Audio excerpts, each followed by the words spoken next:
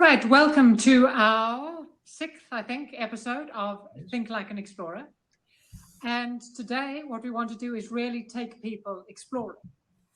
Because as the year wraps up, both Nigel and I are thinking about 2016, what's going to happen, and what happens includes 2 expeditions, one for each of us. I'm going to be heading out in May of 2016 to climb Mount Logan.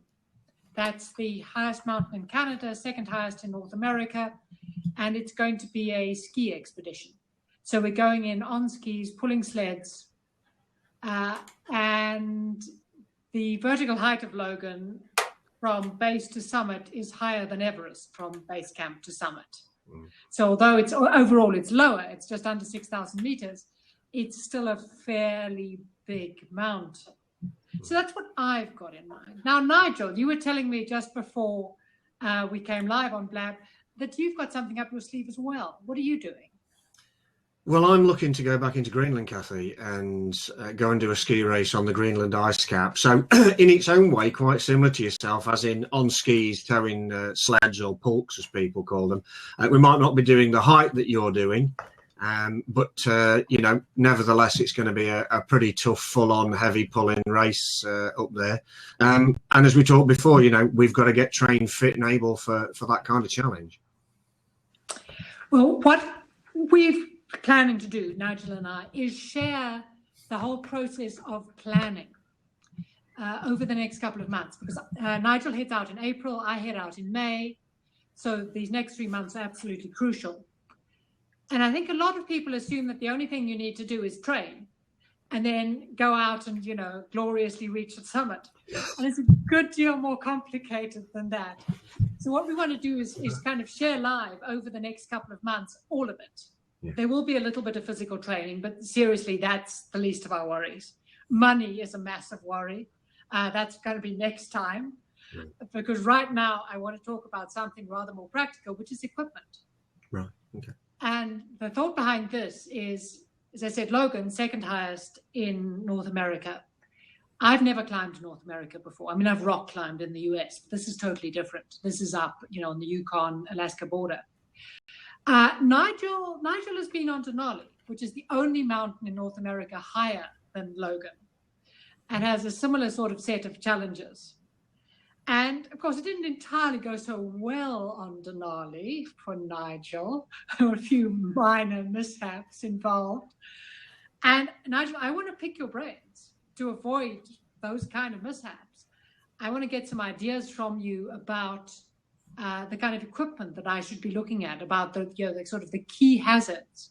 Because the thing about expeditions is, once we're out there, there's no resupply. Yeah. There's no getting halfway up Logan and going, oh, bugger, I brought the wrong sleeping bag. Or, this isn't the right fuel to be using on the mountain. All of that I have to plan now. Plan and then source months in advance. And the choices that I make now in the warmth of the house are choices I get to live with halfway up the mountain. And there's no taking it back. There's no, can I have a second try, please? So what do you suggest? I mean, given that I'm literally writing equipment lists now and starting to source from suppliers after Christmas, what are your key tips for blunt, coming home with all my fingers rather than just some of them?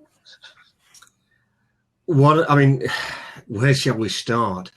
It's very obvious we need to keep warm, and it's very obvious that if you're ski touring, Cathy, and you're pulling sledges, then when you're moving uphill on the mountain, can you actually ski to the top, Cathy, or have you got some rope stuff to do closer to the top? We have both, but it will be summit with skis on, but we have an ice fall that we go through, at which point it's off skis and everything onto our backs. Right. So you'll be going up in ski boots or ski mountaineering boots and touring skis, I assume. So hopefully your feet should be reasonably well protected. But it's not letting the moisture get in your ski boots is a massive one, because we wear plastic boots. We do sweat. That's part of life. So vapor barrier socks and or taking the inners to your ski boots inside your bed at night into your sleeping bag and sleeping with them. I use them as my pillow, purely to make sure that they're warm and as dry as you can get them by the morning. The other thing, though, is its extremity protection. you're going to be pulling skis on a sledge, so your hands and your face are going to be very, very exposed. Now, you can see how beautiful my face is now since I put the new nose on. Tore my left cheek off and took a chunk out of my forehead due to frostbite. So facial protection, I mean, a face mask, literally a neoprene face mask, is not a bad idea. You might look like some kind of bank robber, but you will come home with your nose and your cheeks. I've seen people actually get frostbite here because they're on a skidoo wearing a cycling helmet with the visor slightly up and glasses, and it literally burned them there and that peeled off. So good facial protection and good quality ski goggles, regardless of taking sunglasses as well. Cover your face completely. And it's a bit like your mother used to say, you just can't have enough hats. I always take good quality balaclavas. I take an open face and a closed face, purely because when it's a nice day and it is pleasant, I don't want my nose and face covering up because of breathing. When you're breathing out, and if the air has got any moisture in it, it's going to freeze like there's no tomorrow. And I've had my moustache frozen completely solid before. Hopefully not a problem for yourself, of course. But, you know, keeping this area here covered, your ears covered. I had frostbite on my ears as well. And we know, well, you get rid of a lot of heat out of your head. So a good down coat, down jacket with a good hood. You know, keep everything down here. And if the wind's up, you know, full protection, mittens, liner gloves, down stuff. I don't think you'll need down suits for that, but good quality leg protection because, again, you've got a lot of blood in your legs. The other thing, though, is keeping the energy levels up. You know, I have a really good sleeping bag. I always take a Gore-Tex or vapor barrier liner for the outside of it. And I always take an expanding mat and a solid foam one as well, because if the expanding one dies on you for any reason and you can't repair it, at least you've got a foam mat under your back. Or people call them, I think, Z-Rest, Cathy. They do a corrugated one. They're usually pretty good. They're compact. They don't break up particularly. Is that a good starter? Yes. Coming back to a couple of key points in there. Coming back to the sleeping bags. Yeah. So vapor barrier, you're using one kind of like a bivy bag rather than using one inside the sleeping bag. So you're protecting from moisture from outside, not from moisture from your own body. Something I've learned, particularly since I had my injuries, Cathy, is I always have a separate set of thermals for day than I do for night. Yeah. So when I've done my day work, I get the sweaty ones off. I actually carry foot talc. And I dry my body down. I put a full set of night thermals on and bed socks, actually, because I have to cream my feet because of my injuries now. And my hands. And I'll put bed socks on with talc and cream in them. And I will use those in the sleeping bag as well as the bag. And then I put a vapor barrier on the outside. Some of that is due to the fact we found this particularly on Denali. You woke up in the morning to get the stove on. So usually that took about an hour to boil a litre of water. And the inside of the tent was so encrusted with ice that you touch anything and it's down your back, it's in your gear, it's in your sleeping bag. So we had the vapor barriers on the outside to stop the stuff getting in the first place and then packing up a damp sleeping bag because there was ice all over it. Right. Okay. Yeah, that makes sense. And then boots. I mean, obviously you were on foot on Denali. So you were using climbing boots rather than ski boots. Yeah. But did you go for big neoprene overgaiters? We did as well, Cathy. Yeah. So again, I'd have good quality socks, and I always carry plenty of changes of socks. I've just learnt that with my travels. Plastics, as you say, and neoprene overgaiters. And don't forget, people, if you're putting neoprenes on, remember to adjust your crampons before you go, because your boots have just gone up a size and a half at least, and it's no good in minus 35 trying to undo a nut and a bolt or a clip on a set of crampons. It's not fun. So again, neoprenes all the way, Cathy. Right up to your knees. Right. That makes sense. Yeah, I think one of the things that people don't necessarily realize, I mean, I've climbed Everest and I've been on 8,000 meter peaks. We expect this to be just as cold, if not colder, as being in the Himalaya in spring. The far north is viciously cold. I was doing a little bit of Googling just before this conversation, and the average temperature for Logan right around the year is minus 27. Awesome t-shirt there. No, exactly. Some sun tanning on the glacier.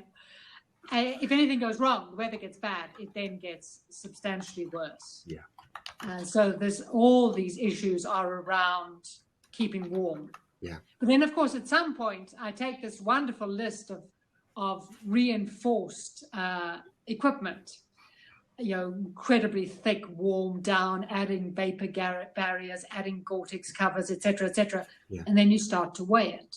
Yes. And you go like, that's nice. I can't carry this. Yeah. This stuff is so heavy. So you were pulling sleds on Denali?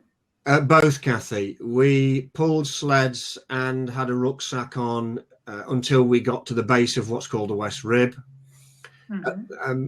That allowed us not to have to carry two loads because you know it well. We weren't guided. There was three of us. We'd got all our gear into two big bags, and you can't carry it. The problem was when we got on the West Rib, it's too steep to take a sledge. I mean, this is pretty technical winter ice climbing. So what we had to do is load haul everything twice. So it would be climb up, bury the gear, abseil or down climb, go to bed next day, pack up the tents, climb up to the gear, set the camp there, and leapfrog it all the way to the top, Cathy, except for the last summit day. Everything else we had to do twice. Now, if you're on skis, I'm hoping you can pull the sled straight behind you. You've just got this ice fall you talk about to negotiate. Is that on summit day? Well, we're going to leapfrog as well. Okay. Because we're having to acclimatise at the same time. So obviously, the advantage of these North American mountains is they start close to sea level, but they still end at 6,000 meters. Yeah. So we still have to acclimatise. So we will have a rucksack and a sled, but we'll still leapfrog equipment. Yeah. Because among other things, it allows us to push high, sleep low, and then the next day you move the camp up to your new height. Yeah. And then you leapfrog again. Yeah. So we're going for the more comfortable option. We won't be quite as tight on weight. But the fact remains that every extra ounce of weight you add, it may add to comfort, and that may be very important. But every time I have to think, this is me. The only power in this project is me. Every extra luxury, every extra piece of safety gear, I have to haul and carry up the mountain. Yeah. So sleds, why did you source them on Denali? Did you make them up yourselves beforehand?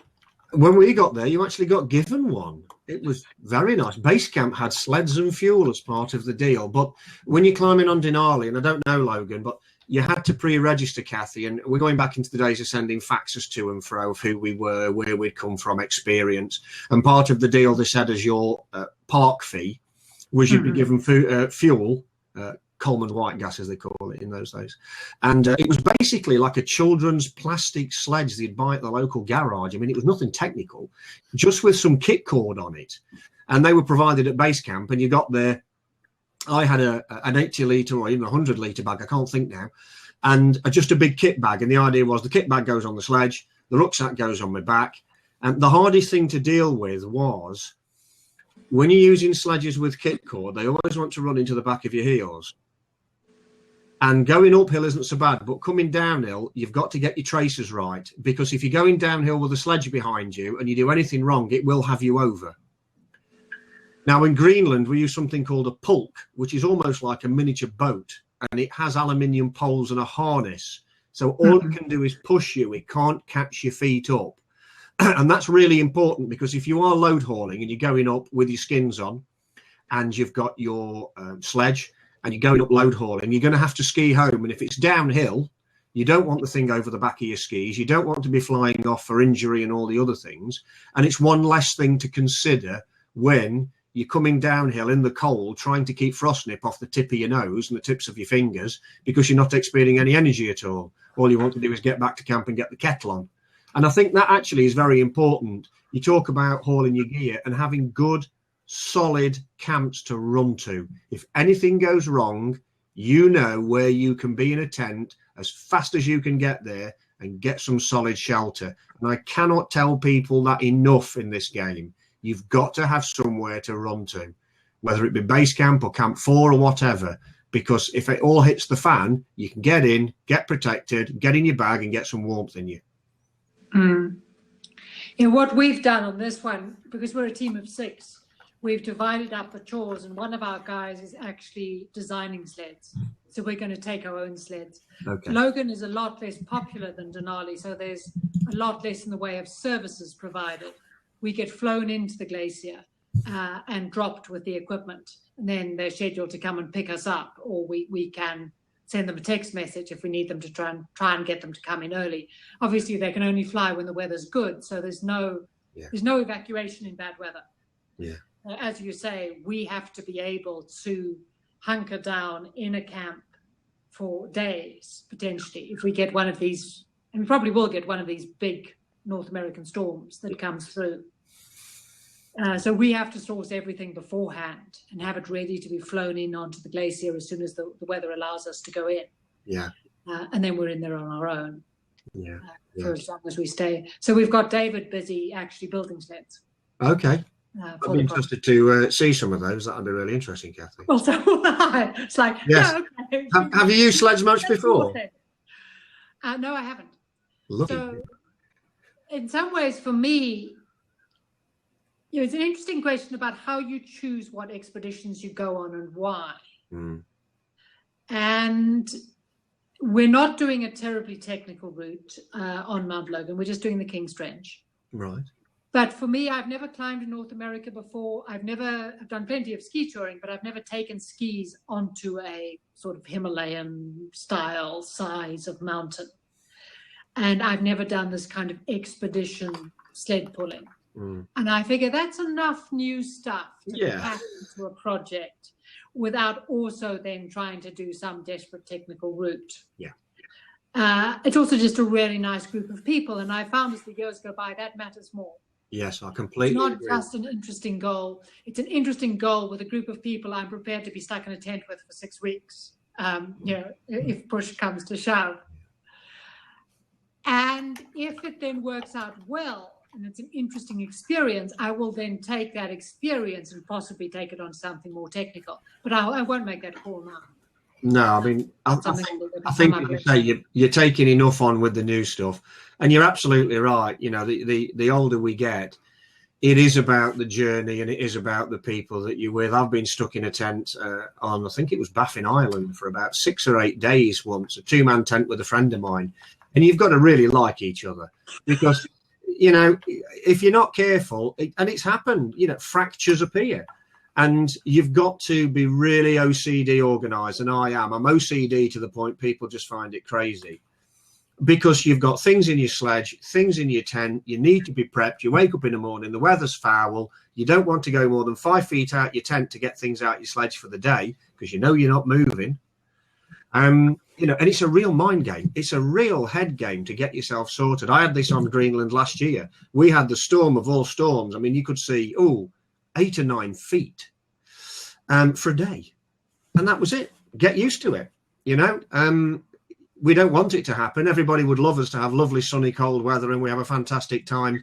But the world isn't always like that. And that's where your gear prep comes in. As you mentioned earlier, the number of people I've read about who go on a trip and have never tested the fuel bottle actually fits their stove. How could these people do it? People that have gone up mountains with ski boots on and not tested the bindings on the skis to see if they fit. How can you not do it? We all miss things, don't get me wrong, we're human beings, but these are fundamental things. Testing the zips on your coat. Is your stove cleaned? If not, have you got a spare one between the group? How's your fuel being sourced and carried?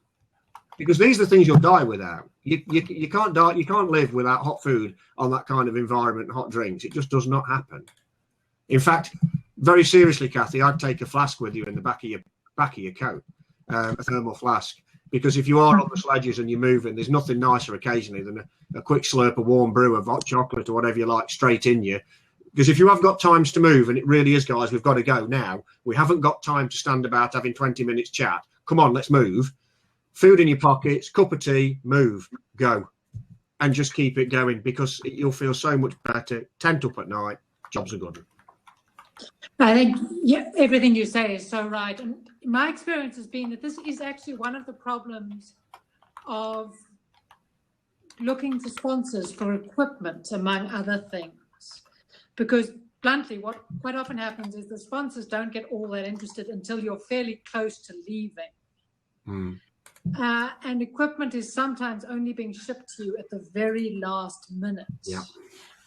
I mean, I've had the situation before we went to the Nanga Parbat expedition. I had equipment that they promised for weeks. It turned up literally 48 hours before I was due to leave. They'd sent gloves that were a size too small because, oh, she's a woman. Clearly she must want size small. It was like, yeah, I'm a woman, 5'10", you know. I was at a gear shop in London going like, these things are new. Would you swap them for me to size large? Because I have a plane to catch in the morning.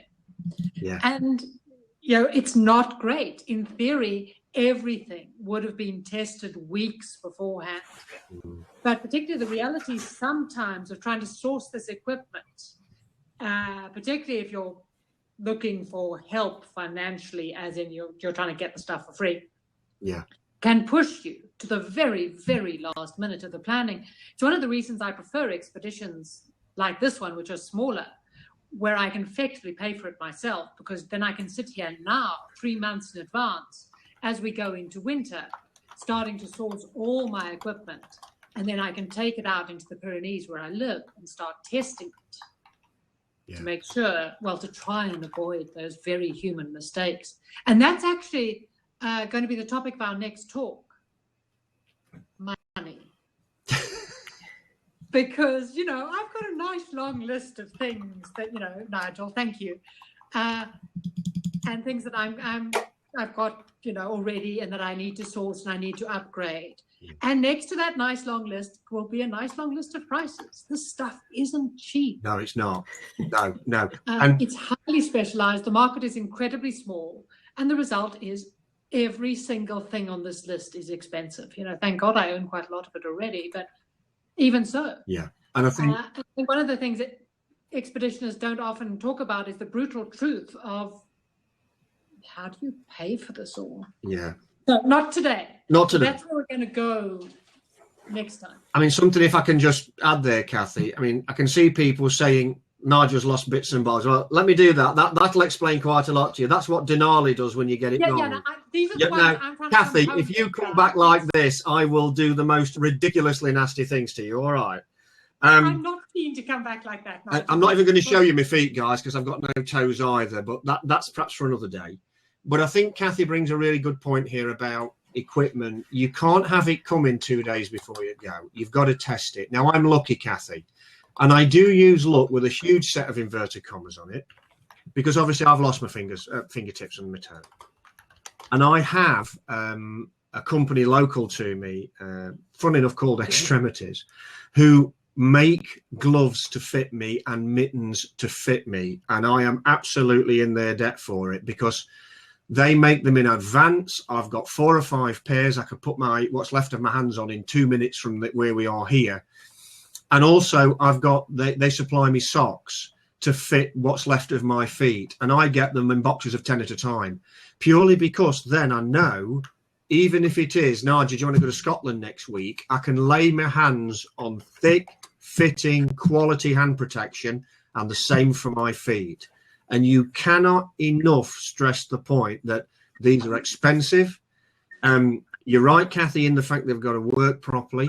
And something I find now, and some people might find this quite comical, is that gloves fit like gloves. But if you remember when you were really little and your mum made you a pair of gloves and put some cotton or some string up the back of your sleeves, and they made sure that you couldn't drop them, all our expedition mittens now clip onto our kit, because you cannot afford to lose a glove or mitten. We can't take 6 pairs. So when you take them off, you'll actually find somewhere about here on your coat, there will be a clip, and you clip the mitten on so that you can take it off to do things and put it back on your arm, because you can't risk losing these things. Otherwise you will have hands like mine, and I don't recommend it. Sorry, I got distracted by trying to answer Rasek's question. He was asking about a list. Well, the trouble with the list is it kind of looks like that at the moment. So you know, it's not. Yeah. That's not desperately helpful. But what we are planning to do is that both Nigel and I are going to share our preparation, starting from now, going onwards. All of it. The process of planning the equipment, the process of the training, getting the permissions. And what we want to do is share that via Blab and via Twitter and create a hashtag so that people can then follow that and as a kind of an insight into what really goes on. And I think both Nigel and I are prepared to be reasonably honest. We've done enough of these to know we will make mistakes. Oh, yeah. Cock it up as we go along and get frustrated and second guess the entire process. And we're keen to share that as well. Mm. It's not nearly as kind of slick and straightforward and professional as people may expect. Mm. You say about hashtag. What kind of hashtag would be most appropriate? Name of mountain or just?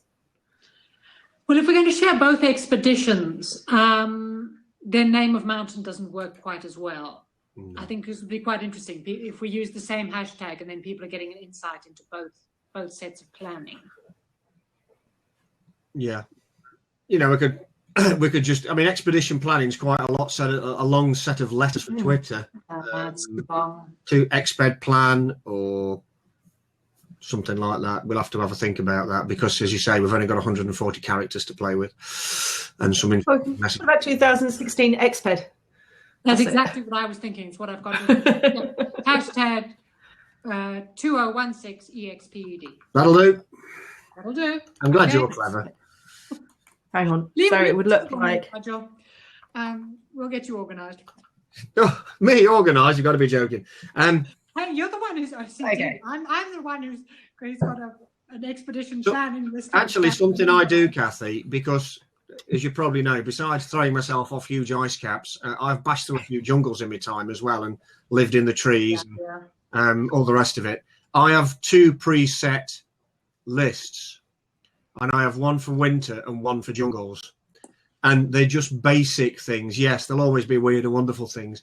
But it's a bit like I tend to get in my lounge. I've got a big rug in front of my fire. And my father was in the military police. And he was very particular about you lay your kit out. So it is boots, 1 of. Trainers, 1 of. Socks, 3 of. And me and my dad sit to this day. I mean, my dad's 80, 81 now. And before I go on a trip, we go that. Tick it off on a list.